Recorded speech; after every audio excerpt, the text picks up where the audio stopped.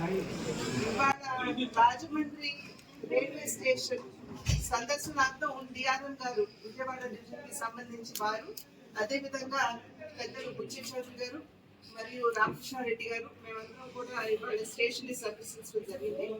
ఇక్కడికి రాకముందు దగ్గర 2 గంటల పాటు డిఆర్ఎం గారితో మా యొక్క చర్చ నేను ఆకాంక్షిస్తున్నాం అనే అంశాన్ని, ఈ స్టేషన్ డెవలప్మెంట్ కి సంబంధించి ఈ అంశాన్ని గురించి కూలంకుషంగా వారితో చర్చించడం జరిగింది. ఎమ్మెల్యేలతో పాటుగా 2-3 మంది పెద్దలు ఎవరైతే ఉన్నారో వారు కూడా వారి సజెషన్స్ ఇవ్వడం జరిగింది. మరి ఇప్పుడు వారు ప్లాన్ వేశారు, మరి మా వైపు నుండి కూడా సజెషన్స్ తీసుకోవడం జరిగింది.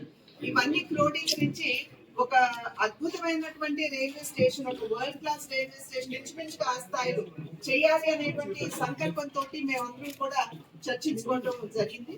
ఇది కేవలం ఏదో ఇప్పుడు లేదా 5 సంవత్సరాలు